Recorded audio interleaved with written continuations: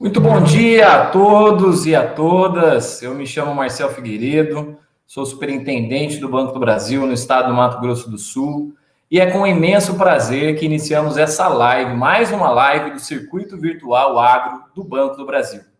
Essa etapa começou no dia 25 de outubro e vai até o próximo dia 26 de novembro. E eu gostaria de reforçar o convite, especialmente aos produtores rurais, para que assistam às nossas lives.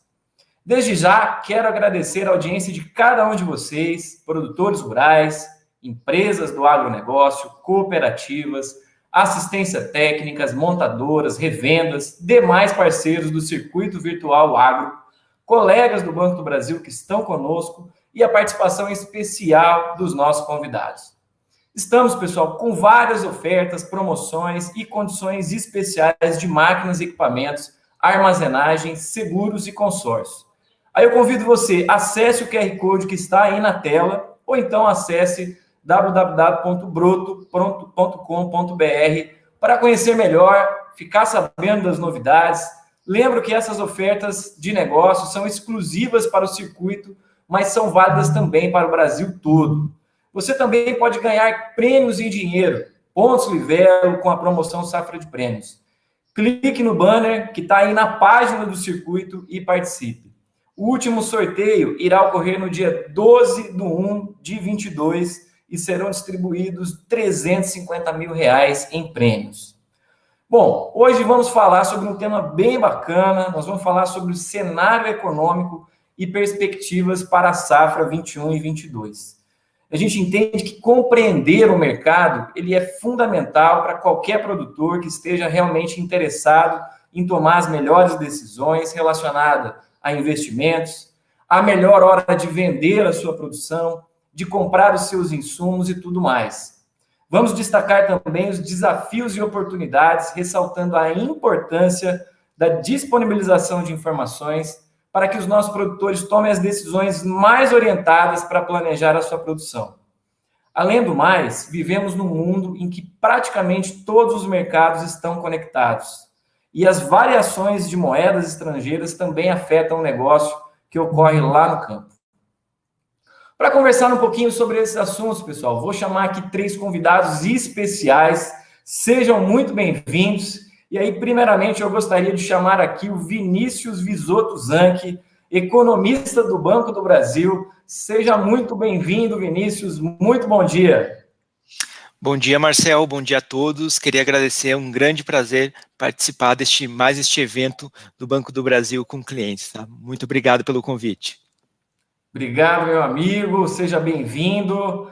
Agora eu passo a palavra, pessoal. Eu já convido também para dar o seu bom dia o Jefferson Piscini, que é cenarista de agronegócios aqui do Banco do Brasil. Obrigado pela presença, Jefferson. Seja muito bem-vindo. Bom dia, meu amigo. Bom dia, Marcel. Bom dia, Vinícius, Rafael e a todos que nos acompanham nesse momento. Eu agradeço muito pelo convite aqui, pela oportunidade de estar participando desse relevante evento aqui, Marcel.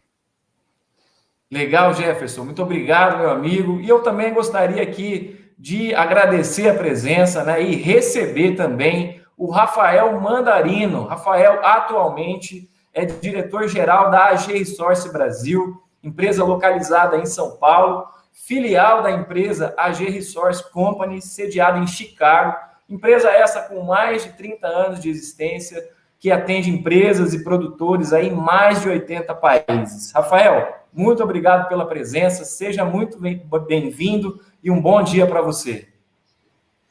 Bom dia, Marcel, bom dia, pessoal, uma honra estar aqui. Bom dia, Vinícius, Jefferson, muito obrigado a todo o Banco do Brasil por esse convite. Eu queria, obviamente, parabenizá-los de antemão por toda essa iniciativa Broto e todos os esforços para o nosso agronegócio brasileiro. Legal, Rafael, muito obrigado, meu amigo. Seja mais uma vez muito bem-vindo, tá? Pessoal, vamos começar então, né, esse nosso bate-papo e vamos começar falando aqui com o nosso economista do BB, o Vinícius. E aí, Vinícius, eu gostaria de fazer a primeira pergunta para você, né? Eu acho que os produtores, os clientes, todos que estão acompanhando essa live, estão ansiosos para saber um pouquinho, né? O que você vai trazer sobre um resumo aí do nosso cenário global, quais são as perspectivas que a gente tem aí para esse curto prazo, né? Então, gostaria de passar a palavra para você, trazer um pouquinho aí da sua perspectiva e a sua visão sobre esse tema, Vinícius. Perfeito, Marcel. Bom, eu acho que quando a gente fala de cenário global, a gente pode dividir um pouco do que aconteceu recentemente, falando mais especificamente depois aquele pior momento do cenário econômico global durante a pandemia, que pela questão não tanto de saúde pública, mas mais a questão de cenário econômico, o maior choque foi no primeiro semestre de 2020, e eu diria que assim, após toda essa novidade que aconteceu em termos de atividade econômica, o mundo parando, as fábricas parando, as famílias parando de consumir, em sua maior parte, ficando em casa, basicamente a gente não esperava, eu diria que a gente foi surpreendido por uma recuperação econômica tão rápida como ocorreu. Bom, motivos para isso. Primeiro, os próprios estímulos que as economias globais colocaram, tá? Estímulos tanto na política monetária, injetando dinheiro mesmo nos sistemas financeiros globais, e é um destaque muito grande para a Europa, Japão e Estados Unidos, assim como os próprios estímulos que nós tivemos em questão de política fiscal, o dinheiro que foi fornecido às famílias para que pudessem manter minimamente um consumo num momento tão difícil como foi o que ocorreu. Bom, dito isso, todos esses estímulos, eles ajudaram a economia global a recuperar de uma forma muito forte, novamente, de uma forma mais forte do que a gente mesmo esperava. Isso, com esses estímulos no sistema financeiro, basicamente, as taxas de juros globais caíram, a gente viu taxas globais americanas indo para patamares próximo a zero, o dólar no mercado internacional caindo de uma forma expressiva, se a gente comparar com o período pré-pandemia.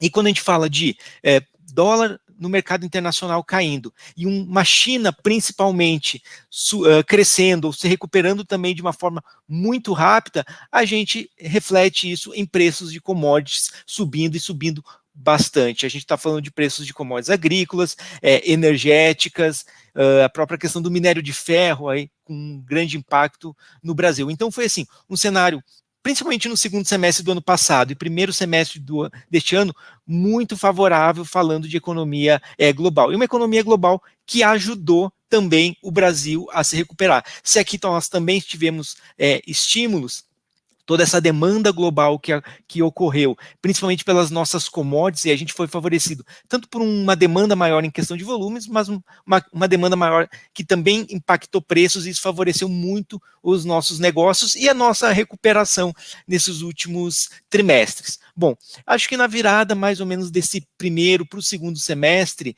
o cenário econômico internacional, ele se tornou um pouco menos amigável para as economias mais emergentes, e aí incluindo, de fato, o Brasil. A gente não fala que o ambiente internacional ele se tornou adverso, mas ele se tornou um pouquinho menos amigável. E aí eu trago dois grandes elementos para isso, que são preocupações que a gente carrega, eu acho que nesse final de 2021, para o ano de 2022. É uma preocupação que está muito forte no radar dos investidores e dos agentes internacionais e tem impactado um pouco e causado mais volatilidade no mercado internacional. Eu acho que o primeiro elemento, que é algo que aconteceu no Brasil também, mas também vem acontecendo no resto do mundo, é essa recuperação muito forte, todos esses estímulos para uma cadeia global de suprimentos, fábricas que não conseguiram se recuperar a tempo, não conseguiram, com estoques baixos, atender toda essa nova demanda global que veio de fato muito rápido, a gente tem visto ou observado uma inflação muito forte na maioria dos países. Essa preocupação, de fato, ela, no nosso ponto de vista, essa inflação, ela é temporária, tá? Então é algo que está acontecendo enquanto as cadeias estão se reajustando para atender essa demanda e recompor estoques, tá? Então é uma inflação que tende a se dissipar no curto prazo, mas de fato a gente confessa que ela tem sido mais persistente do que a gente imaginava. Qual que é o temor do mercado? Que essa inflação continue ainda mais persistente. Se essa inflação de fato, apesar de não ser um cenário base nosso, ela ficar um pouco mais persistente do que é o imaginado, a gente vai ter que ver um movimento um pouco mais agressivo dos bancos centrais na subida de juros, algo que de fato já vem ocorrendo no Brasil, em menor magnitude alguns emergentes, mas começa a discussão nos países avançados, e aí principalmente Estados Unidos. A gente tem um cenário que os estímulos no ambiente financeiro norte-americano começam a ser diminuídos agora, juros que começam a ser elevados, ainda de forma muito gradual, só no final do ano que vem. Qual que é o risco para esse cenário?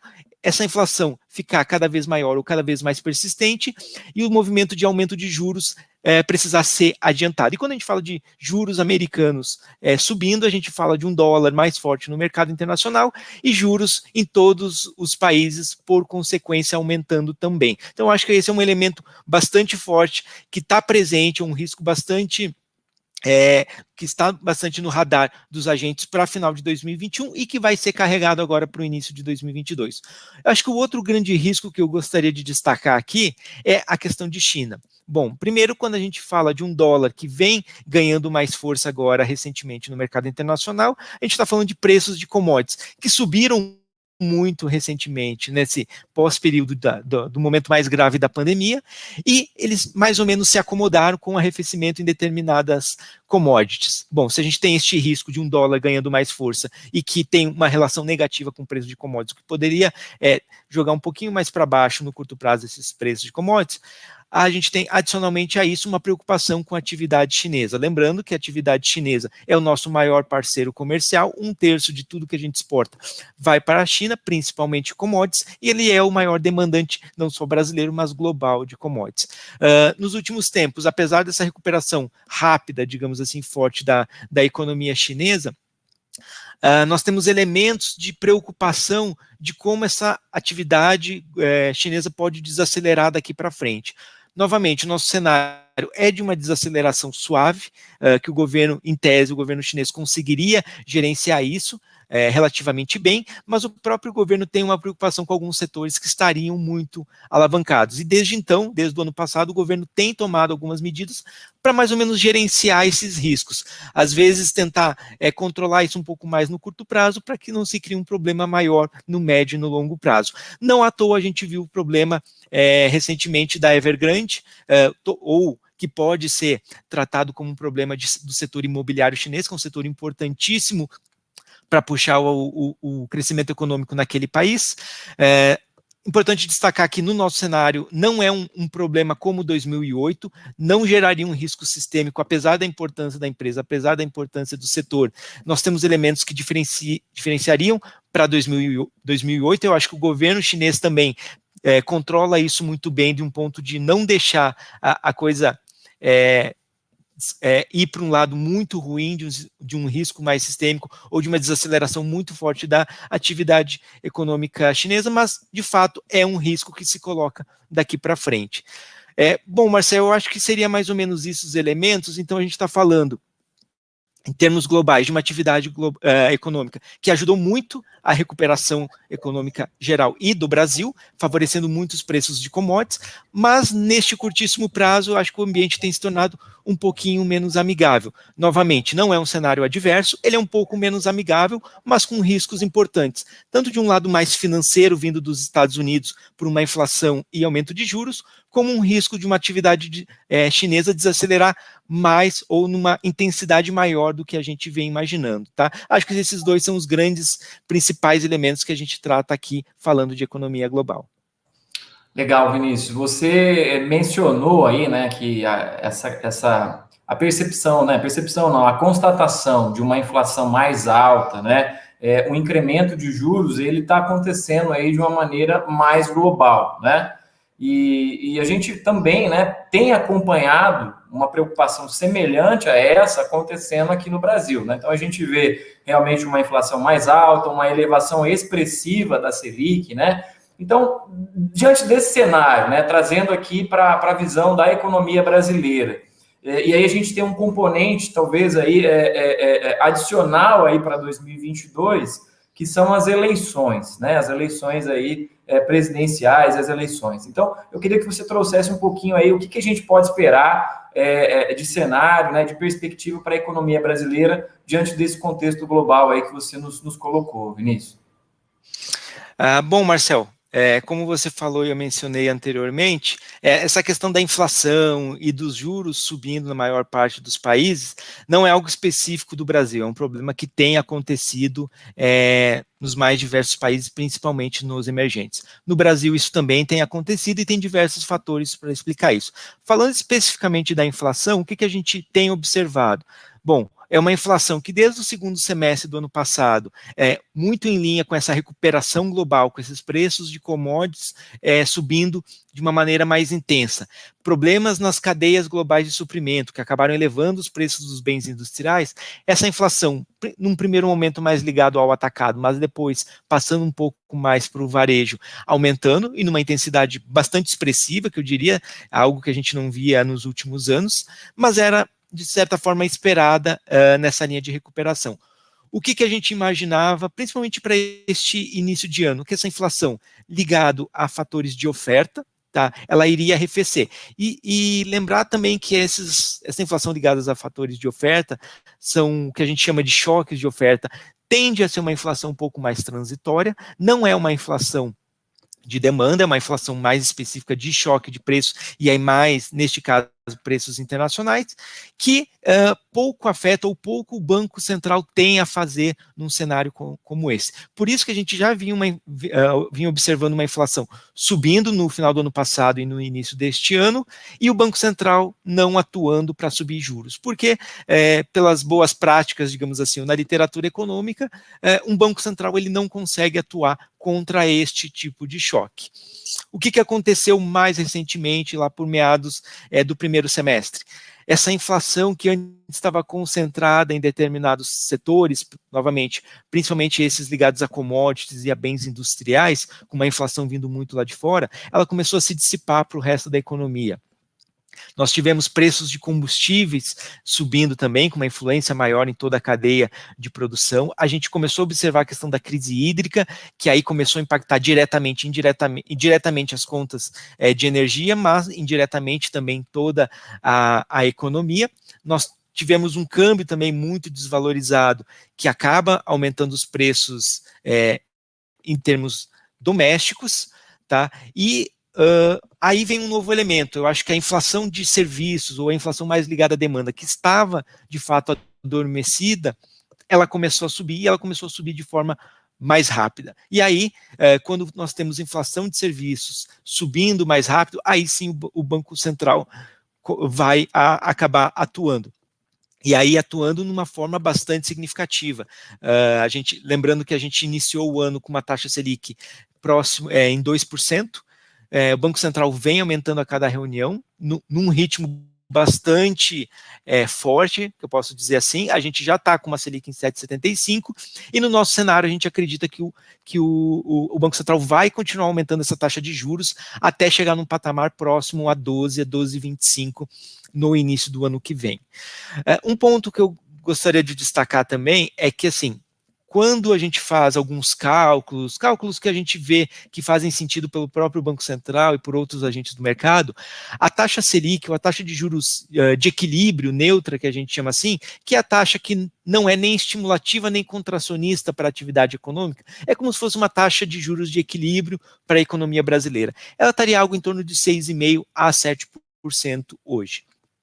Quando eu falo que no nosso cenário essa taxa Selic vai para algo em torno de 12, ela significa que ela vai se tornar bastante desestimulativa para a atividade econômica no curto prazo. E aí, se eu estou falando de uma atividade econômica desestimulativa, isso significa que a atividade econômica, o PIB, em termos mais gerais, vai crescer abaixo do seu potencial.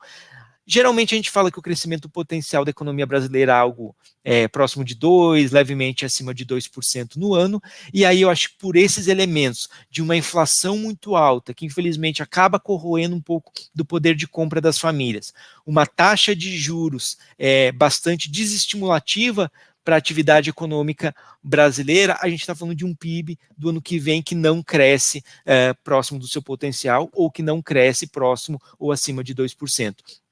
Hoje o nosso cenário é de uma atividade que cresce, nossa projeção é uma atividade que cresceria em torno de 0,8%, tá? Em termos gerais, é uma atividade que cresce abaixo de 1%, então é um ritmo bastante fraco, falando de atividade econômica doméstica, e muito se fala que essa atividade pode ir um pouquinho mais para zero, ou seja, nós não temos crescimento em 2022.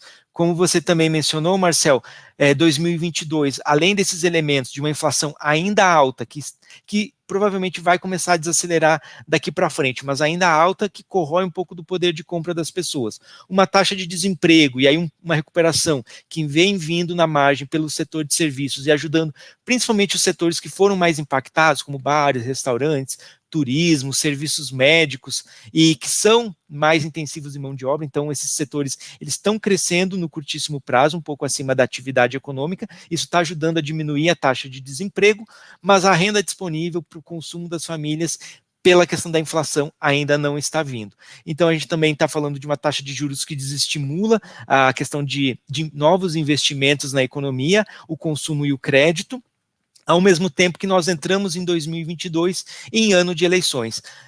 E lembrando que ano de eleições, no geral, se a gente compara com as duas últimas, são anos de muita volatilidade e muita incerteza no mercado. Os agentes tendem a ficar um pouquinho mais retraídos, eles tendem a segurar um pouco contratações, segurar investimentos. Os próprios investimentos internacionais, eles são mais difíceis nessa época, porque os agentes esperam passar um pouco dessas incertezas e ter com uma maior clareza o que vai ser no período pós-2022, mais para 2023, para de fato fazer os seus investimentos.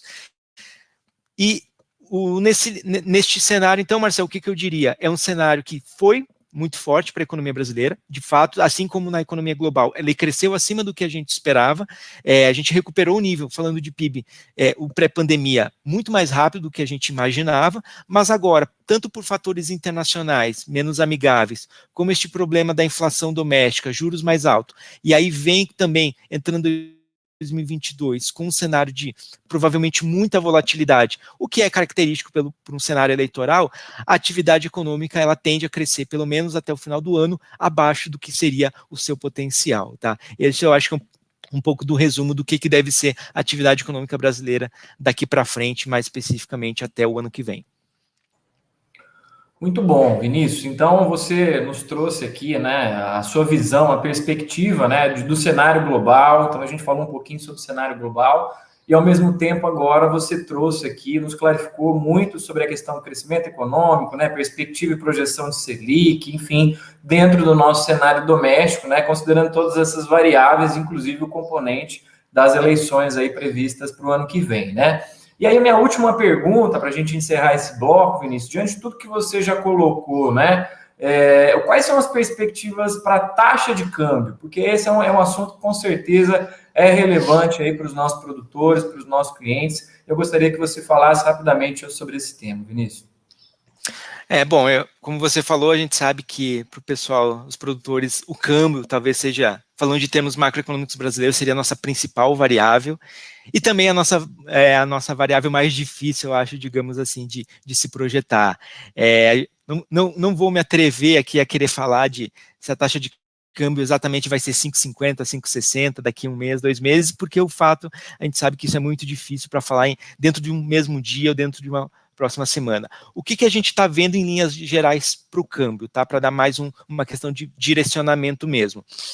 Quando a gente observa um câmbio que, antes da pandemia, ele começou o ano em R$4, e foi para algo em torno de 5,50 e tem ficado mais ou menos dentro desta média desde então, é um câmbio que ele foi mais do que ele deveria, na nossa opinião, e uma opinião que é compartilhada por alguns agentes que a gente conversa. A própria desvalorização do dólar no mercado internacional, e a gente observa que algumas commodities, na verdade, não perderam, algumas outras taxas de câmbio de outros países emergentes emergentes não perderam força neste período, então a gente pode observar que toda essa desvalorização que aconteceu na economia brasileira foi, de fato, por fatores domésticos, e aí principalmente as incertezas em torno da sustentabilidade das contas públicas, que já era uma fraqueza do país comparado com outros emergentes antes da pandemia, e acabou sendo um pouquinho mais agravado. Bom, e aí todas essas incertezas cobraram um preço via risco e, mais especificamente, via câmbio. Quando a gente rola alguns modelos de câmbio justo, ou qual seria o câmbio de equilíbrio para a economia brasileira, dado todos os indicadores, ou dado tudo o que aconteceu nesse período, provavelmente a taxa de equilíbrio, esse câmbio justo para o Brasil seria algo mais próximo de 4,50 ou 4,70, tá? Ou seja, um câmbio bem mais baixo do que estaria hoje. Contudo, não é um nosso cenário que este câmbio de 5,50 vai para este patamar de 4,50 ou 4,70 no curto prazo, tá? A gente acha que todos esses elementos de incerteza que estão no cenário econômico brasileiro hoje, que estão colocando este câmbio de 5,50, eles não devem se dissipar até o final do ano, tá? E por isso que a gente acha que, apesar de uma grande volatilidade, a gente acha que o câmbio deve continuar mais ou menos neste patamar até o final de 2021, e dado 2022, novamente com essas incertezas internacionais, com todo esse aumento de risco que deve acontecer, que é muito inerente ao ambiente eleitoral, novamente, se a gente compara o que aconteceu em 2014 e 2018, a gente pode esperar novamente, pode ter até, eu posso dizer, a certeza que este câmbio vai ter muita volatilidade daqui para frente, tá? Principalmente agora entrando 2022, indo até primeiro e segundo turno das eleições, então a gente deve ter muita volatilidade neste câmbio, pelo menos até outubro de 2022, e um câmbio que, na nossa opinião, ele deve seguir uma tendência um pouco de desvalorização, acompanhando um aumento de percepção de risco. Novamente, então, mostrando um pouco do que aconteceu em 2014 e 2018.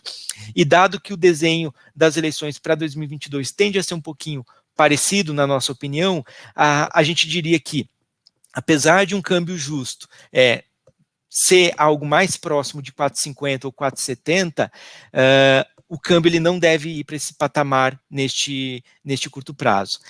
Marcel, eu diria que, apesar de ser muito difícil falar de qual patamar que vai o câmbio, a gente mais ou menos simula que este câmbio deve continuar perdendo força, deve continuar desvalorizando neste curto prazo. Aqui eu não vou dizer se ele vai chegar ou vai ficar em 5,80 ou R$6, mas a gente colocaria uma tendência de desvalorização com muita volatilidade, isso de fato deve acontecer até outubro, e aí, num cenário, e aí também trazendo um pouco do que aconteceu em 2014 e 2018, que, passadas as eleições, você tem um pouco mais de calmaria no mercado, aí sim o câmbio poderia arrefecer um pouco. Mas aí eu estou falando de um arrefecimento de talvez R$6 para 5,50, ou mais ou menos um câmbio que não teria muito espaço para valorização deste câmbio atual de 5,50 daqui até o final do ano. Eu diria que a perspectiva, ou o risco maior, é este câmbio ir de fato mais para cima e chegar nos R$6, tá? Acho que seria isso os elementos, principalmente falando de câmbio. Obrigado. Eu que agradeço, Vinícius, muito obrigado aí por essa contextualização toda, né? Finalizando aí com esse assunto, com certeza é um anseio dos nossos produtores. A gente está encerrando esse primeiro bloco contigo, agradeço aí a sua participação, mas fica com a gente, né? Até o final aí para a gente fazer o encerramento junto. E aí eu já aproveito e gostaria de trazer aqui, convidar para participar desse nosso segundo bloco de discussão, o Jefferson Piscini, que é o nosso cenarista aqui de agronegócio do Banco do Brasil, Jefferson. E aí, pegando aí já um pouco do contexto, né, que o nosso economista, o Vinícius Zanck, trouxe, Jefferson, falando um pouquinho sobre o cenário internacional, né, trazendo um pouquinho aí as projeções de câmbio, né, eu queria que trouxéssemos essas perspectivas para a safra 21-22 e, especialmente, qual é o reflexo que você enxerga, Jefferson, dentro dos custos de produção, né, das principais cadeias de agropecuária, ponderando, né, que além do câmbio, né, que tem um reflexo importante aí nesse custo de produção, podemos ter alguma restrição de oferta em alguns adubos, herbicidas, né, enfim. Queria que você contextualizasse e trouxesse a percepção aqui para os nossos clientes, parceiros e produtores que estão acompanhando. Seja mais uma vez bem-vindo e a palavra está com você, Jefferson. Vamos lá, Marcel. Então, além das questões ligadas ao câmbio que o Vinícius abordou para a gente aí, né? a gente vai continuar no câmbio patamar elevado, são as perspectivas, né? Mas a gente tem todo esse meio do caminho, né? Com muita volatilidade até chegar nesses R$ 6,00, 5,80 citados, né? E além disso, né, as questões logísticas decorrentes ligadas aos insumos, tá? As questões logísticas, além dessas questões logísticas decorrentes da pandemia mundial de Covid, né? Do aumento do gás natural, dos reflexos ainda até do furacão Aida lá, a produção mundial de insumos também foi afetada, tá? Por alguns eventos geopolíticos que acabaram por comprometer a cadeia de suprimento de matérias-primas para a produção de fertilizantes e defensivos, ou até de produtos para geração de energia, como o caso do carvão, né? E que resultaram numa redução de produção de insumos, tá? Assim como por embargos à exportação de alguns produtos, certo? E com isso podemos observar, desde o início de 2021, que ocorreu uma elevação média de 75% na cotação da ureia, isso na cotação internacional, 94% do MAP, 91% do superfosfato simples, 116% para o superfosfato triplo, 98% tá, para o cloreto de potássio, e isso, como dito, na cotação em dólar. Então, assim, temos que considerar ainda tá, o câmbio e fretes marítimos para a precificação interna. No Banco do Brasil, a gente tem um sistema, o RTA, que nos permite acompanhar essa evolução histórica de custos. Tá? Então, temos todos os históricos de custo. E observado aqui, tá, nesse custo de produção, até outubro, final de outubro, foi uma média de 126% no acréscimo dos custos de fertilizantes e 114% nos custos de herbicidas à base de glifosato. Tá? E em relação ao custo total, tá, esse incremento no custo total de produção para alguns produtos, a gente pode citar aqui o caso do algodão, um aumento de custo em torno de 35%, e em média de 55% nos custos de soja e milho verão. Por safrinha já um pouco mais elevado, em torno de 58%. Tá? Para a safra 2021-22, né, grande parte dos produtores já adquiriu esse insumo de forma mais antecipada. E pelo que pudemos levantar aqui com nossos agrônomos a campo, né, espalhados pelo Brasil, que estão ocorrendo apenas casos pontuais, tá, de não recebimento. Para essa safra são necessários mais ou menos safra 21-22, 44 milhões de toneladas de adubo, tá? Para essa produção total de previsto 289 milhões de toneladas aí de grãos. Se juntarmos o que é produzido no Brasil, mais o que já foi importado, se somam 39 milhões de toneladas. Então temos aí uns 4, 5 milhões de toneladas a serem entregues até janeiro ali para o cultivo do safrinha. Assim, não enxergamos impactos significativos para a produção da safra 21-22. E qual é esse horizonte, né, de preços elevados, custos elevados de insumos, né, Marcelo? Temos algumas questões relacionadas à redução de oferta de insumos que podem ser resolvidas em curto prazo.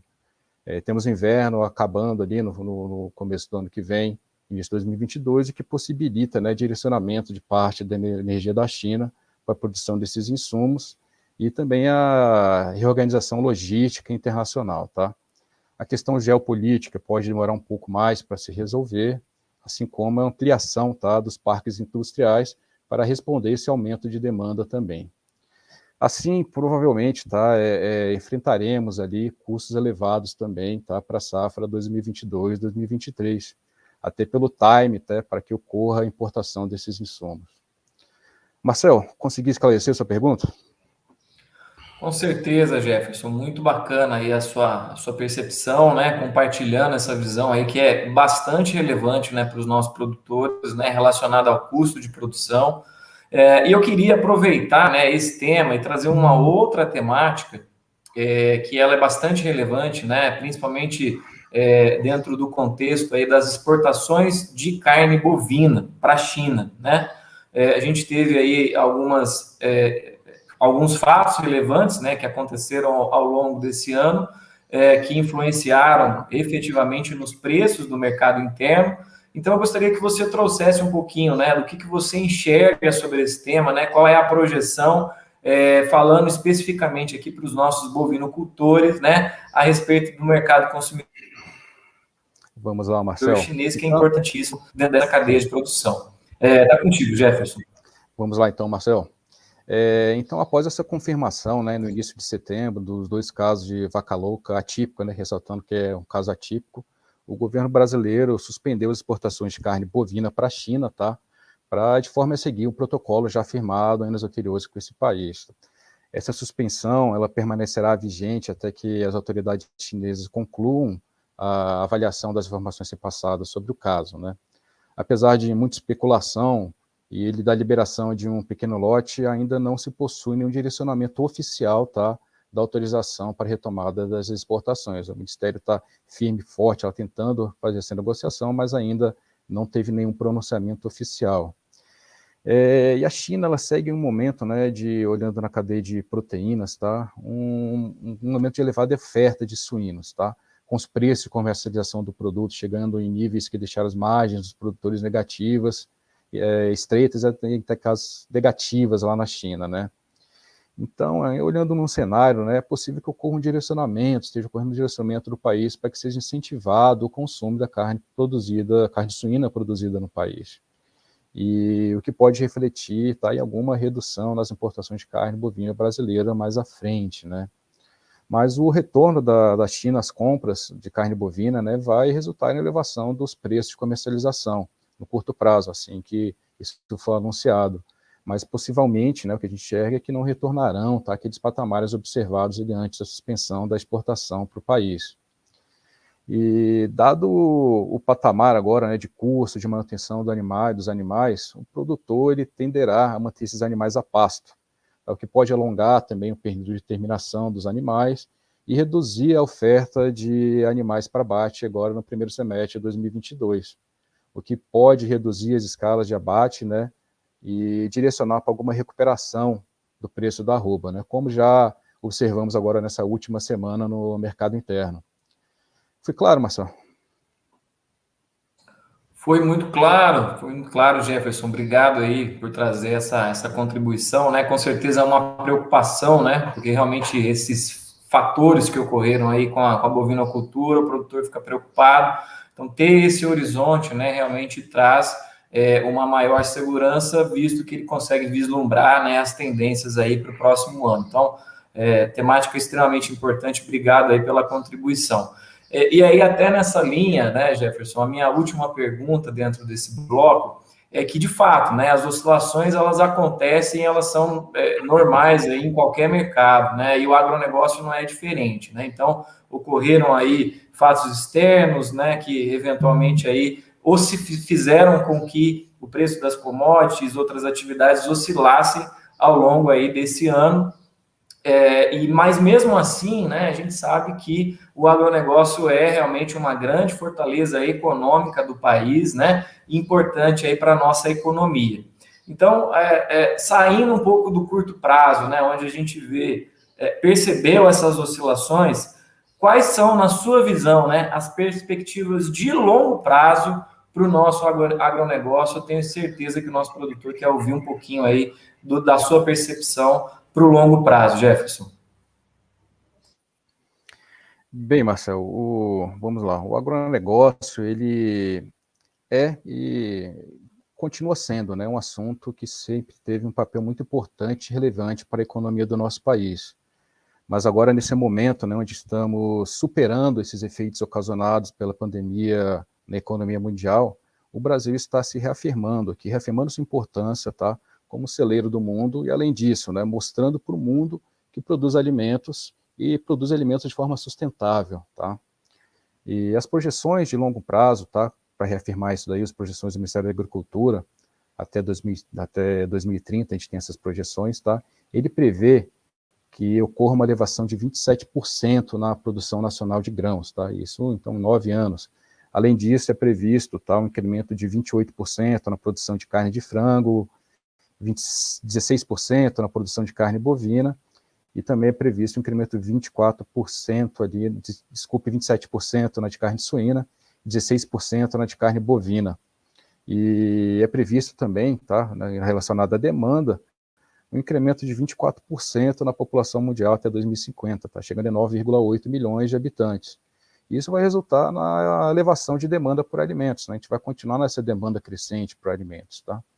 Outro fato relevante aqui, também citado já pelo Vinícius, é o PIB, né? A gente tem essa oscilação no crescimento do PIB, mas o agronegócio ele vem demonstrando crescimento constante, tá? E incremento na participação do PIB nacional. Nos últimos 5 anos, por exemplo, aí, a participação do PIB do agronegócio seguiu na média de 20%, tá? Agora, em 2020, essa participação subiu para 26,6%.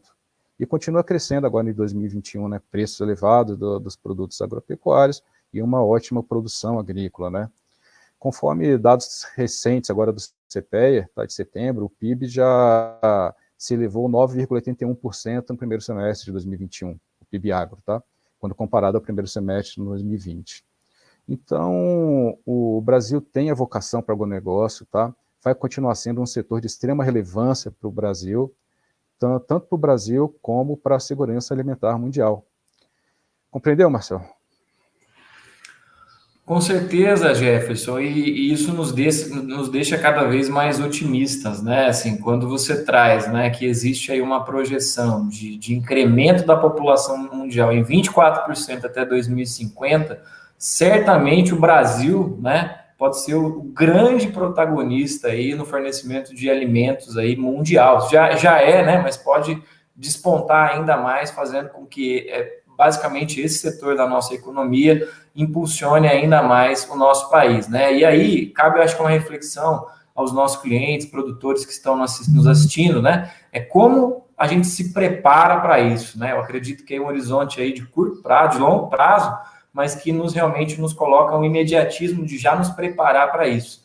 E eu não tenho dúvida, né, Jefferson, que nós do Banco do Brasil estamos aqui justamente para apoiar nesse momento, né? Seja com as nossas orientações, a nossa consultoria, né? Essa própria live, né, que traz toda essa contextualização, mas também apoiando com os nossos produtos e serviços que são cada vez mais, que agrega cada vez mais valor no dia a dia dos nossos produtores, sendo o Banco do Brasil o maior parceiro de agronegócios definitivamente de todos os tempos.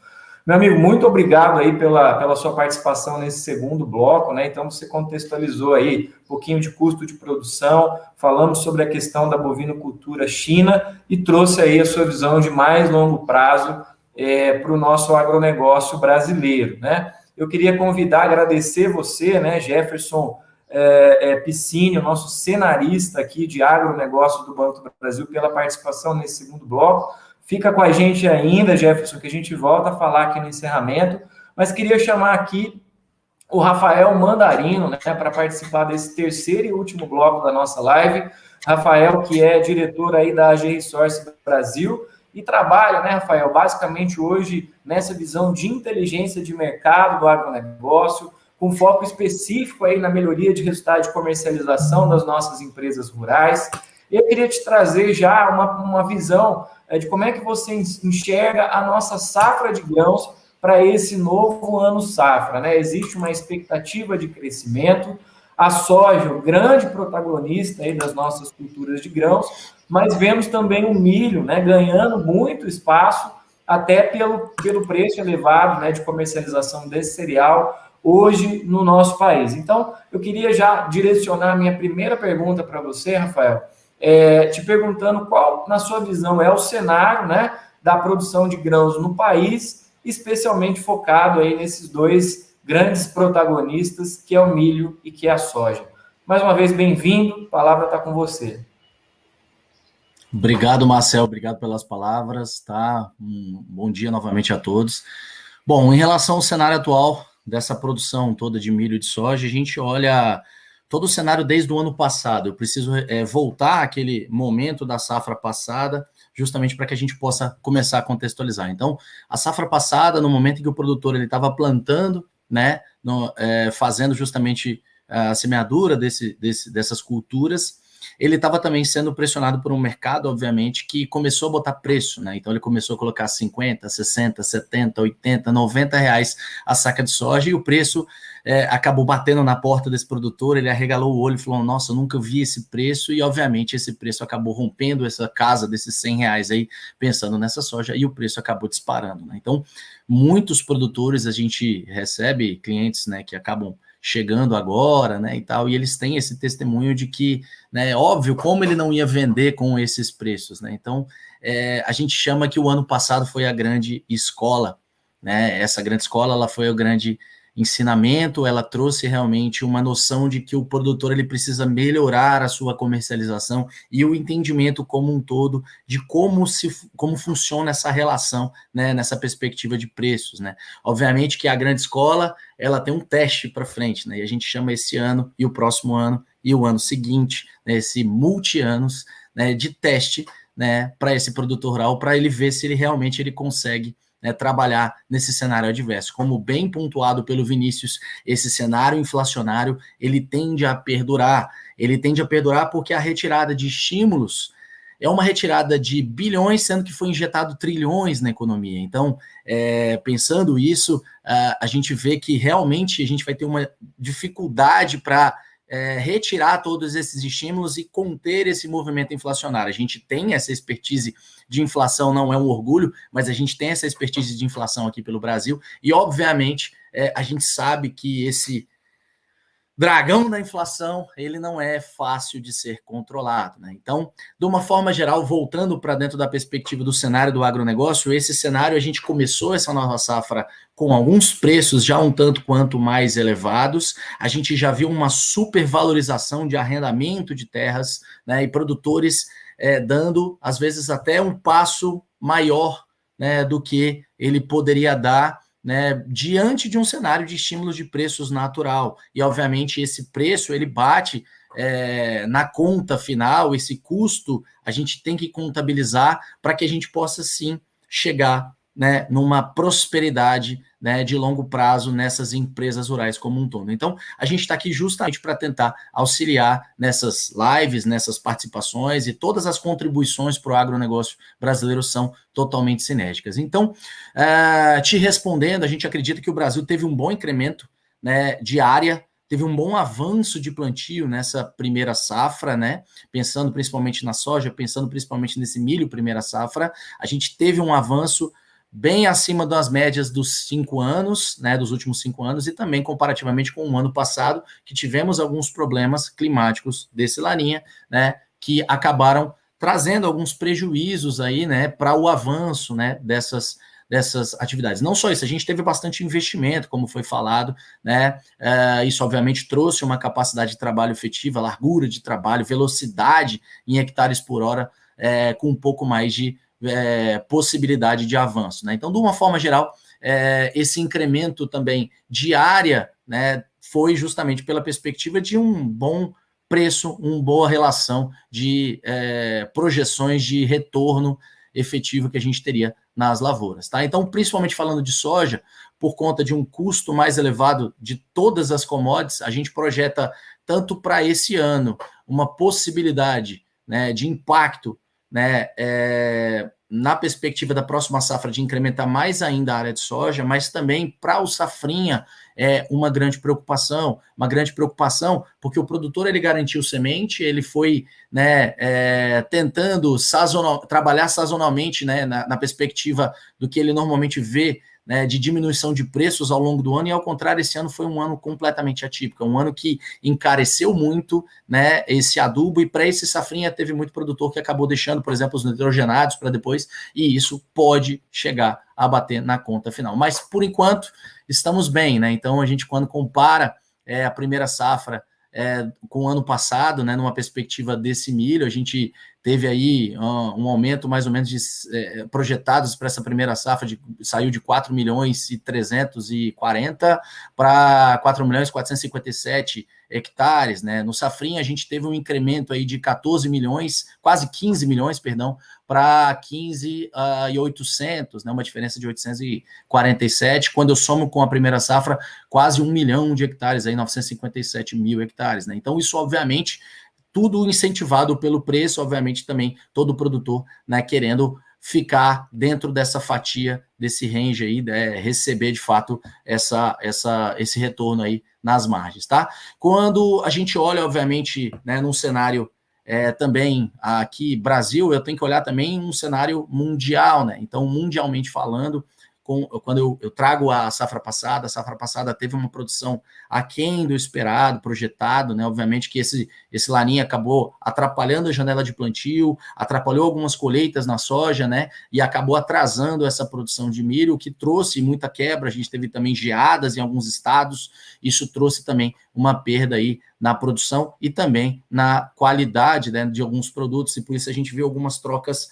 não naturais, né? A gente viu, por exemplo, uma parte do milho mato-grossense descendo para o sul do país, né, para fazer realmente o atendimento de qualidade. Enfim, a gente acabou acompanhando esse movimento e vendo que para esse ano o produtor está se antecipando. Então ele plantou a soja, está acelerando, né, buscou tecnologia, ele quer plantar esse milho na janela ideal, mas obviamente a gente não pode deixar de pontuar de que existe a probabilidade ainda de um laninha pelo segundo ano consecutivo, né? Então, esses picos a gente tá com o nosso meteorologista-chefe aqui na GeoResource, tá? Ele sempre traz para a gente uma preocupação de que o grande pico deve ser agora em dezembro, janeiro, né? E aí é uma fase substancialmente importante para quem é do campo, né?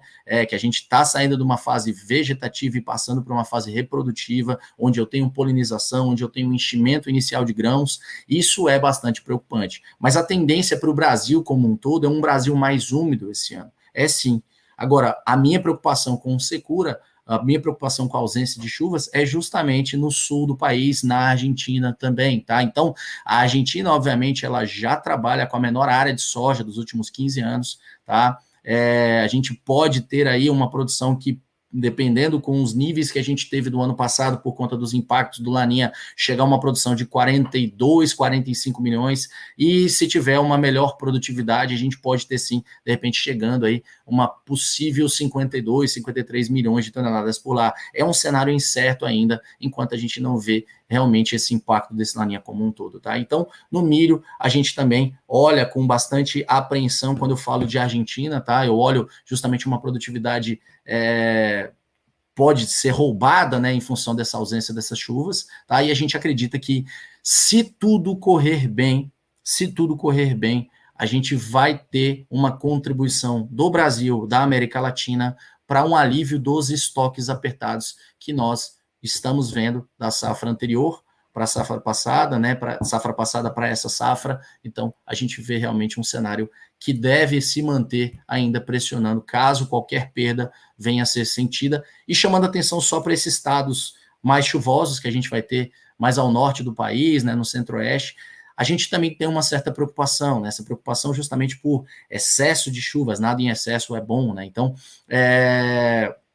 esse excesso de chuvas pode causar algumas doenças, algumas patogenias, a gente pode ter abortamento de vagens, tudo isso entra no radar também, e obviamente quando a gente fala do cenário global, né, Chicago está preocupado, né, o mundo está preocupado como é que vai ser essa safra aqui pelo Brasil.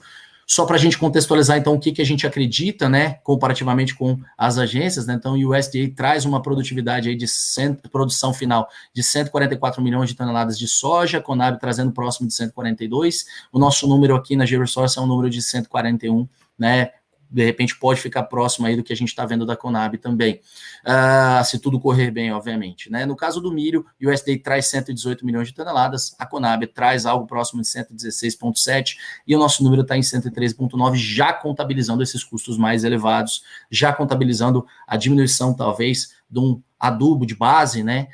Já contabilizando também a dificuldade do produtor em estar originando e os problemas logísticos que a gente pode ter aí até o safrinha, né? Que a gente espera que não aconteçam, mas pode sim, a gente não pode deixar de pontuar. Então, em resumo, toda a aceleração desse ritmo de plantio foi por conta dessas chuvas benéficas, e a gente acende o alerta para esse dezembro e esse janeiro. Marcel? Legal, Rafael, você contextualizou e trouxe algumas informações importantes. Realmente a gente vê, né, esse aumento de abertura de área, um aumento de produtividade, né, realmente trazido aí talvez pela maior mecanização, maior tecnologia, empregando, o produtor está realmente preocupado em empregar maior tecnologia no campo, né? Mas eu queria que você tangenciou várias vezes esse tema, eu gostaria que você aprofundasse um pouquinho mais, de forma bem objetiva, sobre a questão do milho safrinha, né? Especificamente aqui no Mato Grosso do Sul, nós tivemos aí uma expectativa de safra frustrada, muito em função das intempéries, né? Nós tivemos geada, nós tivemos estiagem, que prejudicou um pouco mais a produtividade desse grão, né? Queria que você trouxesse um pouquinho, você já trouxe, né? Existe uma expectativa, né, ainda de laninha para esse novo ano safra, mas também você ressaltou a importância, né, que o produtor dele observar o zonamento agrícola, né, e efetivamente colocar o plantio dentro da janela adequada para que ele minimize e mitigue ao máximo esse risco, né? Importante também a questão dos mitigadores, né? Nós aqui no Banco do Brasil, a gente sempre reforça a importância dos mitigadores, e aí a gente tem um portfólio muito amplo, desde o seguro agrícola, o seguro faturamento, mas eu queria que você trouxesse rapidamente qual a expectativa para o milho safrinha nesse novo ano safra, Rafael. Perfeito, Marcel. Realmente, Mato Grosso do Sul, a gente viu, né, expressivos problemas aí espalhados pelo estado como um todo, né? Para o safrinha, além dessa elevação de área projetada, a gente tem algumas mudanças, né, nas questões, obviamente, dos custos mais elevados, que eu acho que não ainda serão sentidos em sua totalidade, porque muito foi comprado, né, já tentando fazer uma gestão de compra, e o produtor, né, em sua magnitude, ele vem se tecnificando ao longo do tempo, né? A digitalização do campo aconteceu nessa pandemia, é algo que a gente não pode deixar de contextualizar, né? Então, ele está buscando mais informações, a gente vê muito produtor querendo entender, né, realmente até a cereja do bolo, né? Entender até o ponto focal, né, da precificação, né, todos os componentes, né? E muitas vezes ele se esbarra na complexidade, né, que o mercado traz, e a nossa função aqui é justamente tentar traduzir esses pontos para facilitar. Então, a gente vê um safrinha, assim, que obviamente pode ter um certo impacto, pensando no sul do Brasil. Se a gente pensa ali no sul do Mato Grosso do Sul, tem alguns momentos ali, especialmente, né, em dezembro e janeiro, que pode acabar trazendo um certo impacto, sim, tá? A gente espera que não, obviamente, mas eu não posso deixar de pontuar, tá? Agora, nos preocupa, sim, essa questão de que o produtor ele pode ter dado um passo maior, né, e fez alguns comprometimentos, ele já está se antecipando diante de algumas quedas que ele está vendo de preços, né, e às vezes até se assustando em função do número de ligações que ele está recebendo, né, de pessoas falando, nossa, vai derreter, né, é um cenário de muita opinião e pouca análise nesse momento, tá? Então tome muito cuidado com as opiniões que você recebe, tá? E busque, né, de fato, olhar o cenário diante dos fundamentos, né? Então, se o Brasil tiver expressiva contribuição desse safrinha, tudo correr bem, a gente pode ter sim uma diminuição desses preços, tá? Continuarem, justamente porque o Brasil traz uma perspectiva de incremento do estoque no milho, né, mundialmente falando, né, com essa produtividade de 118 milhões de toneladas, de acordo com o USDA, como sendo algo que pode sim trazer uma facilitação aí, né, desse fluxo de produtos, tá? Então a gente continua preocupado sim, né, com esse laninha, porque qualquer perda de produção, 1, 2, 3, 4 milhões, isso vai ser sentido lá no estoque final, e ao contrário, ele é altista. Agora, eu não posso deixar de falar do milho safrinha, sem a gente pontuar também que ele tem uma correlação com outras commodities, né? Então, por exemplo, o trigo, a gente teve uma perda substancial no mundo, né, e de um efeito substitutivo ali, pensando em alimentação animal, né, eu tenho uma necessidade de complementar, de trabalhar, né, esse milho numa outra contribuição, né, e fazendo justamente esse fluxo. Hoje, né, a gente vê esse safrinha como sendo o pilar, né, ele realmente vai ser o direcionador dos preços, né, e aí eu não falo só o safrinha Brasil, mas toda a safra sul-americana de milho será o grande direcionador em relação aos preços. Então, os estoques estão apertados, essa contribuição desse safrinha vai ser substancial como um todo, tá? Então, em resumo, assim, o que a gente tem, né, não é um ano de se trabalhar sem, como você mesmo pontuou, Marcel, sem seguro, não é um ano de se trabalhar, né, sem pensar em fazer vendas, já garantindo, de repente, um custo de produção, né, e aí deixar isso certo, não trabalhar totalmente a descoberto, é algo que esse ano a gente não está sugerindo aos nossos produtores, conversando com os nossos parceiros, as empresas que estão envolvidas conosco, tá? Então, de uma forma geral, é um ano bastante preocupando. E esse ano, essas altas, esses preços, né, e essa volatilidade, ela deve permanecer diante de tudo que foi pontuado aqui hoje, né, por multi-anos, né? Então, a gente deve ver um 22, 23, um 23, 24 ainda trazendo bastante volatilidade para o processo. Rafael, e me permita reforçar a sua fala, né? Então, assim, ó, como a gente tem alguns cenários de incertezas, né? Tanto sob o ponto de vista climático, tanto sob o ponto de vista de preço, né? Me permitam reforçar, né, realmente a importância dos mitigadores, dos mecanismos de proteção de preço, né? Então, convido ao nosso cliente, ao produtor, conversar aí com o seu gerente, porque o Banco do Brasil tem todo esse portfólio, Rafael, e realmente essa é a ideia, né? Que o produtor trabalhe aí com um pouco mais de tranquilidade, e essa tranquilidade ele só vai obter através desses mecanismos de mitigadores e mecanismos de proteção. Rafael, minha última pergunta para você, né? A sua empresa, a G-Resource, uma empresa aí que trabalha há muito tempo, né? Auxiliando os produtores, buscando criar estratégias aí para aumento de produtividade, enfim, né? Focaram no mercado agrícola. E aí é um mercado que realmente cada vez está mais dinâmico, mais especializado, mais tecnológico, né? E eu queria te trazer uma última pergunta, né? Qual é a sua visão, né? A visão da AG Resource Brasil com relação a preço, né? Que é um item que a gente já debateu, tangenciou algumas vezes aqui na live, e também sobre oferta e demanda. Qual que é a sua visão, Rafael? Bom, eu vou pedir desculpa que eu preciso dar uma acelerada na fala, porque tem muita coisa em função desse assunto, tá? Então, eu acho que a gente já pontuou aqui, mas eu não posso deixar de frisar, um novo ciclo de commodities foi iniciado de uma forma geral nesses últimos anos. A gente viu essa energia puxando, como o próprio Vinícius trouxe, toda a perspectiva de subinvestimento em função da pandemia, em função da contribuição aí, da ausência de mão de obra, né? Então, tudo isso realmente trouxe uma perspectiva de forçar e trazer, sim, diante de uma demanda aquecida, né, uma perspectiva de super ciclo de commodities, tá? Então, de fato, isso tende a continuar. Você já vê o índice de inflação americana subindo, né? O índice de commodities, ele tende a acompanhar esse índice de inflação, isso deve continuar subindo para frente de uma forma geral. Eu não posso deixar de pontuar também que os bancos centrais, como mesmo o Vinícius pontuou, eles estão num dilema econômico justamente nessa perspectiva de fomentar o investimento e um crescimento, né, ou ao mesmo tempo combater a inflação, tá? E não só isso, a redução desses estímulos, como eu disse lá no início, de bilhões em cima de uma injeção de trilhões, hoje não representa quase nada na velocidade que a gente tem já inflacionária do processo, tá? Então, obviamente que a gente vai estar trabalhando com os nossos parceiros, clientes, né, empresas rurais como um todo, do mesmo da magnitude aí que o Banco do Brasil já vem fazendo com maestria, mas a gente agindo na G-Resource entende que o produtor ele tem que ser 80% muito eficiente na sua venda física e, ao mesmo tempo, ele tem que trabalhar, sim, com o mercado futuro, opções, seguros, ele tem que trabalhar, sim, com toda essa perspectiva, né? Então, pegando esse gancho, você me pergunta em relação a preço, né? Um dos pontos que falta a gente colocar é justamente a perspectiva de que o governo norte-americano, o governo Biden, ele é o campeão dos biocombustíveis, tá? Então, a pegada de baixo carbono, a gente viu agora na COP, né?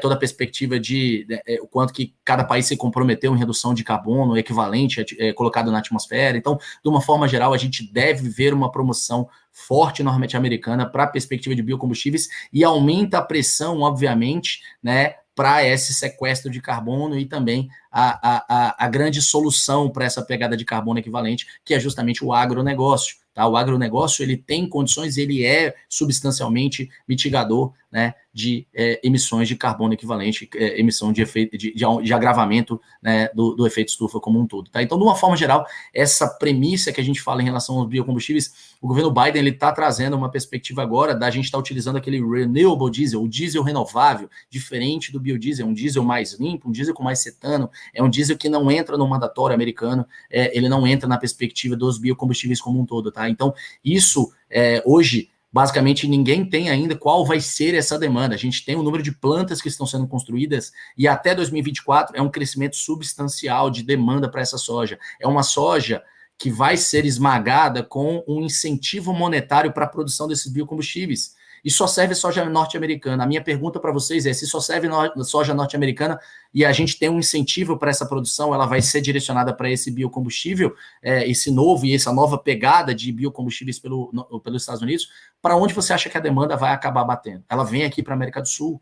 E a gente também tem, né, uma discussão de qual vai ser a mistura do nosso biodiesel no próximo ano, B13, B14, tem toda uma definição, né, de leilão, não leilão, tem todo um questionamento em função disso, mas a gente deve também continuar numa pegada, e isso é a vertente do que deve estar acontecendo. Então, de uma forma geral, quando a gente fala de preço, a gente vem trabalhando com os nossos clientes que a gente iria começar a fazer algumas vendas mais expressivas agora nos $12,70 por bushel lá em Chicago. Né? Isso chegou a ser batido agora nessa madrugada do dia de ontem, né? nesse dia atual, do dia 17, a gente viu chegar a bater esses $12,70 por bushel por lá. Tá? E isso fez com que a gente avançasse em algumas vendas, né? A gente está ainda com aproximadamente 50%, 60% ainda em aberto, mas a gente acredita que sim, esses problemas climáticos podem trazer substanciais incrementos para esses preços como um todo. O que é isso baseado aqui em reais? Né? A gente acredita que os patamares de 150, 155 deverão ser retomados agora até o final de novembro, né? E a gente deve ver, sim, isso já pensando em soja futura, tá? E a gente deve ver aí, pensando num dezembro, a gente podendo avançar um pouco mais à medida que a gente vai vendo alguns problemas que podem trazer para essa safra como um todo, tá? A gente também está preocupado também com o Rio Grande, nessa perspectiva de Argentina, com a premissa de chuvas, né? A recomposição do Rio Paraná, que é justamente a maior via de escoamento argentino, a gente está bastante preocupado como é que vai ser essa recomposição desse balanço hídrico, né? E de uma forma geral. Então, a gente vê a soja ainda no mercado brasileiro com prêmios positivos, para um disponível muito maior, para um futuro diminuindo um pouco esse prêmio colocado, e quando a gente olha numa perspectiva dos Estados Unidos, a gente vê prêmios firmes, né? Justamente diante de uma margem de esmagamento para lá, já tentando contabilizar como é que vai ser esse esmagamento dessa soja para frente, né, e o quanto que isso deve contribuir como um todo, tá? Então, um comentário é que a gente também tem que esperar para o milho, os dados que devem sair aí do mandatório, né, do biocombustíveis, pensando justamente no etanol, né, o esmagamento de milho, né, e o sentimento que a demanda interna para essa produção desse etanol é sólida, e a gente espera sim que isso possa trazer um enriquecimento expressivo nas exportações também americanas, né, daqui para frente, justamente pela ausência, né, de alguns compradores importantes como China, né, ao longo desses períodos anteriores. O line-up já mostra que essas compras estão acontecendo, a China já está garantindo DDG, está garantindo soja para janeiro, fevereiro, né, então a gente já viu sim a soja sendo comprada, o milho também sendo comprado lá pelos Estados Unidos. Isso deve trazer uma precificação para cima em Chicago, e isso obviamente deve refletir aqui também. Então, eu digo para você que talvez a gente esteja mais altista para esse milho, justamente pela possibilidade de problemas e impactos desse laninha como um todo, do que realmente para a soja. Mas a soja a gente entende que esse patamar de 150, 160, a gente deve ver uma certa volatilidade, e no milho a gente deve ver sim uma recomposição desses preços, dependendo do nível dos problemas. A gente pode ver os preços dos níveis da safra passada, né, nessa virada aí como um todo, pensando na entrada de 22 e passando ali no momento justamente onde eu tenho uma ausência do milho safrinha ainda, né, e eu tenho pouco milho da primeira safra de contribuição. Então, de uma forma geral, a gente vê um suporte muito forte para esse milho em preços abaixo de 5,70, no nível de $5,70 por bushel lá em Chicago, tá? Seria realmente uma perspectiva de estar acompanhando o preço de paridade de exportação aqui pelo Brasil, na faixa de 70, né, 68, a gente não consegue baixar muito mais fora do que a gente está vendo em Chicago, porque senão esse milho sai do Brasil e a gente não tem milho, né, de estoque aliviado, então isso deve pressionar bastante, né, e manter esses preços elevados aí para esse milho, tá? E de uma forma geral, a gente acredita sim que para esse ano e para a próxima temporada, esses preços podem sim se manter mais elevados. Mas chama atenção que o custo, principalmente pensando no 22, 23, ele pode sim impactar na conta final do produtor. Então, muito cuidado na hora de arrendar a área, né, nos preços que estão sendo ofertados aí como um todo no Brasil. Eu ouvi gente pagando 18, 20 sacos por hectare, né? Então, é algo que me surpreende bastante, né, em como é que essas contas elas estão fechando, tá? A minha preocupação é justamente de que a gente pode trabalhar com um custo tentando ser otimizado para o máximo retorno do capital investido, ou seja, trabalhar com agricultura de precisão, trabalhar com fomento, trabalhar com seguro, trabalhar com toda essa perspectiva de adoção de tecnologia cada vez mais disponível na nossa praça, mas ao mesmo tempo eu tenho que tomar um cuidado também para não trabalhar com um custo mínimo, trazendo um prejuízo para a minha produtividade. Então, a nossa premissa, sim, é uma premissa de que o produtor esse ano ele tem que se antecipar para travar esses custos.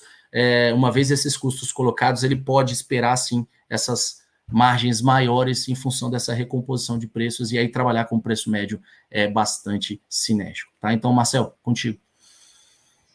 Legal, Rafael, muito obrigado aí mais uma vez, né? Trouxe um overview, uma visão 360 sobre essa temática, né? Essa visão de antecipação realmente é bastante presente também nas nossas orientações. Lembrando aos nossos clientes, nós estamos aí com as diversas linhas de custeio abertas, dinheiro, né, disponível, enfim. Basta procurar aí os nossos gerentes para que a gente consiga passar essa orientação e o Banco do Brasil atuar aí como um grande apoiador dentro dessa orientação que o Rafael nos passou. Bom, Rafael, agradeço, fica com a gente aí, a gente já está caminhando para o final, né, pessoal?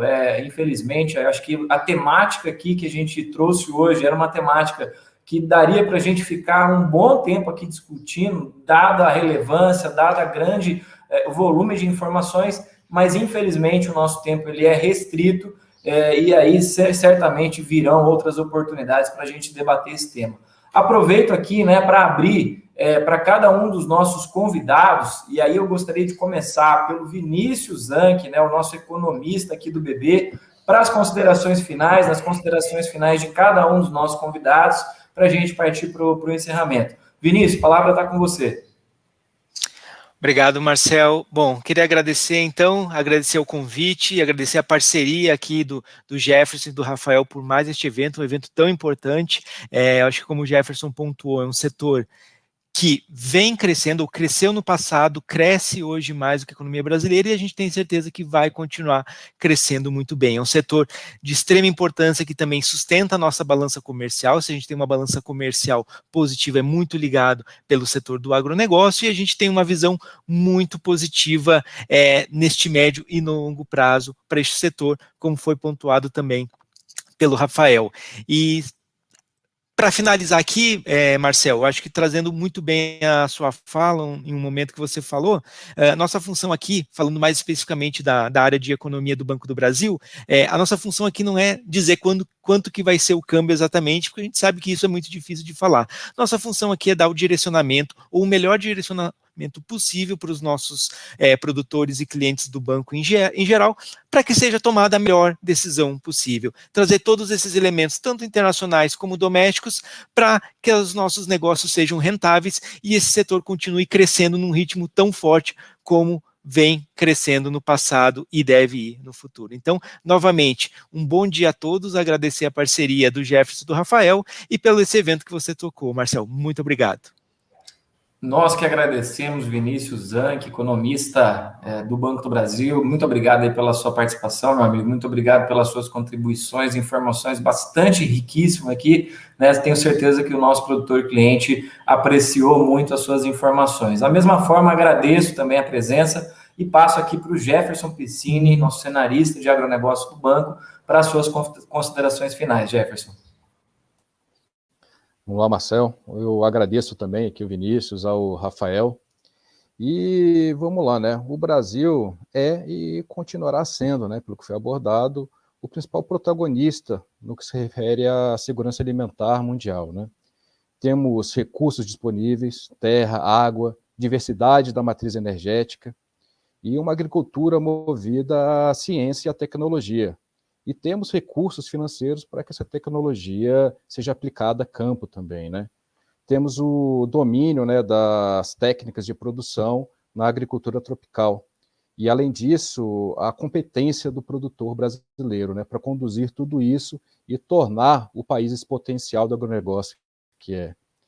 O produtor está cada vez mais conectado, mais antenado nas novas tecnologias também e consciente, né, dessas necessidades de utilização dos mitigadores de preço, como foi falado pelo Mudarino, pelo Marcel aí, né, e também aproveitando essas oportunidades, né, de combinação de alta lá fora, dólar, para fazer suas travas, né, e seguir uma forma mais confortável aí em relação às oscilações de preço, né. E passará fortalecido, né, com isso em qualquer dificuldade que venha aparecer. E o Banco do Brasil estará presente, né, o produtor sabe, estará presente em todos os momentos para apoiar o produtor rural, Marcel. Com certeza, Jefferson, essa é a nossa vocação, né, meu amigo? Então, mais uma vez, agradeço a sua presença, né, a sua contribuição também extremamente rica. Muito obrigado aí pela presença e participação aqui no nosso evento, tá? Convido aqui o Rafael Mandarino, né, o diretor aqui da AG Resource Brasil, também para suas contribuições finais, Rafael. Beleza, Marcel. Eu queria agradecer, tá, esse convite, esse espaço para estar falando com os produtores do Mato Grosso do Sul, do Brasil como um todo, empresas, assistências técnicas como um todo. Queria parabenizar o Vinícius, parabenizar o Jefferson, excelentes apontamentos, né, palestras, comentários, tá? Então eu não posso deixar também de pontuar aqui para o produtor, para o parceiro, de que a gente aqui na GeoResource, a gente não é broker, a gente não é corretora, a gente não recebe comissão. A única forma de trabalho nossa é justamente com a inteligência de mercado. Esse é o nosso business e o que a gente passa, obviamente, a gente não teve nem condições de pontuar tudo que está acontecendo, né, completamente, né, de uma forma geral, né. A mensagem final que eu quero deixar é justamente que tem muita opinião, muita informação, né, mas de fato tem pouca análise, né, e a ideia que a gente traz a GeoResource para São Paulo, né, a gente trouxe agora nesse ano de 2020, né, final do ano, e virou para 2021, para a gente firmar o pé com toda essa bagagem de décadas que o nosso presidente Daniel Bassi, né, nossos analistas, economista-chefe, né, tem de background de inteligência de mercado, e a gente está pronto para ajudar. Né, o nosso presidente está vindo no ano que vem aqui para o Brasil, já fica o convite, porque a gente deve estar fazendo alguns eventos, a gente quer toda a parceria que a gente já tem com o Banco do Brasil sendo aumentada, estreitada ainda mais, né, que a gente possa estar falando realmente com um grande contribuidor do agronegócio brasileiro, né, em sinergia com o que a gente entende que o produtor ele precisa estar ouvindo. Então, obviamente, para quem não conhece, eu convido para conhecer a GeoResource, georesourcebrasil.com, um espacinho para mexer, peço desculpas, tá? E se cadastre lá para receber os nossos relatórios por um período gratuito, faça um teste, a gente conversa, tá? Então, a gente tem que conversar assim, não esquece que um ciclo de alta precede todo um ciclo provável de ajuste de preços, né? E esses momentos, realmente, o produtor ele precisa de uma mão amiga, essa mão amiga, com certeza, ele encontra no Banco do Brasil, ele vai encontrar na GeoResource Brasil também, como um todo, tá? E a gente está à disposição para o que vocês precisarem. Com certeza, muito obrigado, Rafael Mandarino. Realmente a gente acredita muito nessa parceria, né? O Banco do Brasil, juntamente com seus parceiros, apoiando cada vez mais aí o agronegócio nacional, os nossos produtores, para de fato, né, buscarmos aí o aumento da produtividade, né, o sucesso dos nossos clientes também é o nosso sucesso. Então, agradeço aí a sua participação, agradeço as contribuições, né, a parceria com a AG Resource. Vamos continuar firmes aí, sem dúvida nenhuma. Muito obrigado a todos vocês. Pessoal, chegamos ao final, né, desse bate-papo riquíssimo aí com esses nossos convidados aí mais que especiais, né, uma incrível troca de conhecimentos. Agradeço mais uma vez de forma especial a cada um de vocês e convido, né, para que todos acessem a plataforma Broto e mais do que acessem, façam o seu cadastro, né? Aqui na telinha está aparecendo aí o QR Code, né, que está na tela, para que vocês apontem o celular aí e já acessem, ou então broto.com.br, e vocês entrarão lá e ficarão sabendo de todas as novidades que vão até o dia 26 de novembro e são válidas para todo o Brasil. Nela, aproveite aí todos os itens promocionais, pessoal, nós temos condições excelentes lá, então dê uma navegada, verifiquem lá, porque tem bastante atrativo. Exemplo, né, a promoção Safra de Prêmios, onde os nossos clientes podem ganhar prêmios em dinheiro, podem ganhar prêmios livelos. Entrando no portal, vocês vão clicar no banner da promoção que está na página lá do circuito. Então, acessem lá, broto.com.br ou o QR Code que está aparecendo na telinha de cada um de vocês, tá? Aproveitem, coloquem na agenda aí a última live desse circuito, prevista aí para o dia 24 de novembro, às 9 horas, horário de Brasília, com a temática Oportunidades do Mercado Agrodigital. Sim, o campo está se digitalizando, né? A gente precisa acompanhar essa tendência, então não deixem de aproveitar essa live, tá? Contamos aí com a participação de todos. Mais uma vez, muito obrigado pela presença e um bom dia a todos vocês. Até mais.